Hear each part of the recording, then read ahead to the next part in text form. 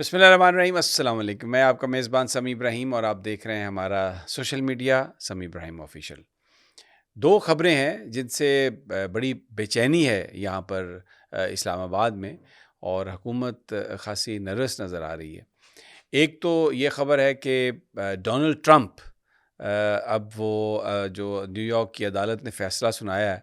اس کے نتیجے میں وہ جیل جانے سے بچ گئے ہیں، اور وہ پہلے امریکہ کے صدر ہوں گے جن کے ریکارڈ میں ہوگا کہ وہ ایک مجرم ہے لیکن وہ اپنی صدارت جو ہے اس کو سنبھالیں گے۔ اب اس سے اسلام آباد کے اندر جو بے چینی ہے،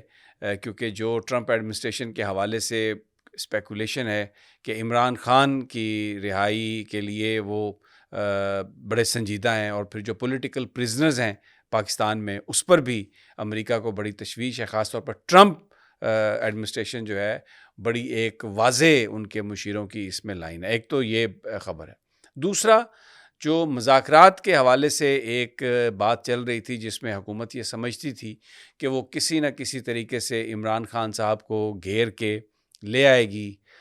یہاں پر بنی گالہ میں یا کے پی کے کسی ریسٹ ہاؤس میں، جیسے نتھیا گلی ریسٹ ہاؤس ہے، اور پھر ٹینشن میں کمی آئے گی اور یہ حکومت کہہ سکے گی کہ عمران خان صاحب کو ہم نے ریلیف دے دیا ہے۔ لیکن وہاں سے یہ خبریں ہیں کہ مذاکرات کے حوالے سے عمران خان صاحب نے بہت واضح ایک موقف اختیار کر لیا ہے، اور انہوں نے یہ ہدایت کر دی ہے کہ اگر آئندہ اگر ملاقات ہوتی ہے مذاکراتی کمیٹی کی، اگر تو اس میں جوڈیشل کمیشن قیام میں اگر لانے کا فیصلہ نہیں ہوتا، بنانے کا فیصلہ نہیں ہوتا، تو مذاکرات کو ختم کر دیں۔ یہ ٹوپی ڈرامہ اور یہ ٹرک کی بتی کے پیچھے جو لگایا گیا ہے اب یہ نہیں چلے گا۔ اور اس کے ساتھ ساتھ یہ علی امین گنڈا پور صاحب کو رپورٹڈلی عمران خان صاحب نے پیغام بھجوایا کہ آپ اب ایپیکس کمیٹی اور ایس آئی ایف سی جو ہے اس کے اجلاسوں میں آپ شریک نہیں ہوں گے، کیونکہ ایک طرف تو پی ٹی آئی نے یہ لوگوں سے کہا ہے جو باہر رہتے ہیں اوورسیز پاکستانیز کہ آپ فورن ریمیٹنسز نہ بھیجیں، اس لیے کہ نو رائٹس نو ریمیٹنسز، یہ ایک احتجاج ہے۔ تو پھر کے پی کے وزیر اعلیٰ سرمایہ کاری کی کوششوں میں کیوں جا کے شریک ہو رہے ہیں، یہ ایک بڑا سوال اٹھایا گیا تھا۔ تو اس کے نتیجے میں عمران خان صاحب نے رپورٹڈلی یہ ہدایات جاری کر دی گئیں۔ اس کے علاوہ کے پی کے وزیر اعلیٰ کے لیے یہ بھی ہدایت جاری کی گئی ہے کہ اب وہ عمران خان صاحب کے بہاف پر کسی سے بھی سرکار سے، اسٹیبلشمنٹ سے، کسی سے بھی ان کے بہاف پر مذاکرات کے حوالے سے کوئی آپ ان سے نہ بات کریں، اور ان سے کسی قسم کے رابطے کی ضرورت نہیں ہے۔ یہ بہت ہی دو جو چیزیں ہیں، اس سے ایک نروسنس ہے حکومت میں، کیونکہ حکومت نے پروپیگنڈا یہ کیا۔ آج احسن اقبال صاحب نے بھی یہ بات کی کہ جو پی ٹی آئی ہے وہ یہ چاہتی ہے کہ عمران خان صاحب کو ایگزیکٹو آرڈر سے رہا کریں۔ یہ بات فیکچولی غلط ہے، اس لیے کہ عمران خان صاحب نے ہمیشہ یہ بات کہی ہے کہ میں عدالتوں کے احکامات سے میں رہا ہونا پسند کروں گا، میری ہڈیاں جو ہیں وہ یہاں سے جائیں گی اڈیالہ جیل سے، اور میں ڈیل نہیں کروں گا، کسی قسم کی بھی ڈیل کے نتیجے میں نہیں جاؤں گا، اور جو ایگزیکٹو آرڈر ہے ڈیفینیٹلی وہ تو کسی ڈیل کے نتیجے میں ہی آئے گا۔ تو آج جو تھی ملاقات عمران خان صاحب کی، بشرا بی بی بھی تھیں، علیمہ خان صاحبہ بھی تھیں، اس میں بہت ساری چیزیں جو ہیں وہ بڑی وضاحت کے ساتھ سامنے آئی ہیں، اور یہ جو مذاکرات کا سلسلہ ہے نظر آ رہا ہے کہ یہ اب زیادہ دیر نہیں چلے گا۔ تو پھر حکومت کے سر پر ایک تلوار لٹک رہی ہے، کیونکہ جو آئی ایم ایف کی ڈسپرسمنٹ ہے، جی ایس پی پلس سٹیٹس ہے، اس کے علاوہ اور دوسری کئی جو گرانٹس ہیں، اس کے حوالے سے اگر کوئی ایسی چیز ہوتی ہے تو پھر حکومت ایک شدید مسئلے کا شکار ہوگی اور شدید فائنینشیل کرائسس ہوگا، کیونکہ پھر اس کے بعد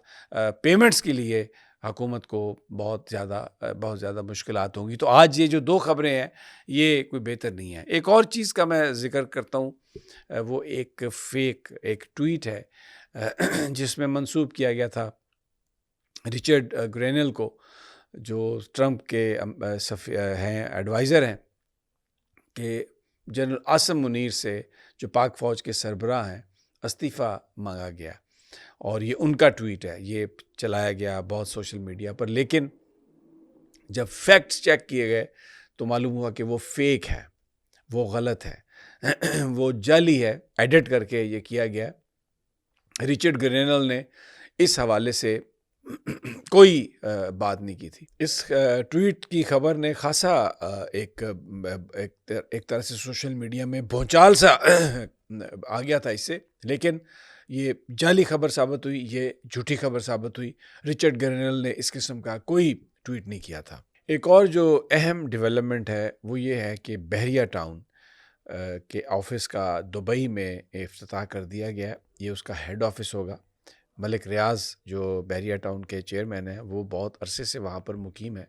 ان کے صاحبزادے بھی اس تقریب میں شریک تھے آج، اور انہوں نے کہا کہ بحریہ ٹاؤن جو ہے وہ اب یہاں پر مارکیٹ کو لیڈ کرنے کے لیے آیا ہے۔ یہ خبر اس لیے اہم ہے کہ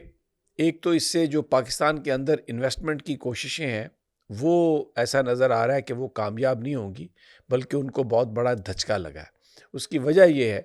کہ ملک ریاض پر رپورٹڈلی پریشر تھا بہت زیادہ کہ وہ القادر ٹرسٹ کیس میں عمران خان کے خلاف بطور گواہ پیش ہوں یا سٹیٹمنٹ دیں، لیکن ملک ریاض نے اس بات سے انکار کیا، جس کے نتیجے میں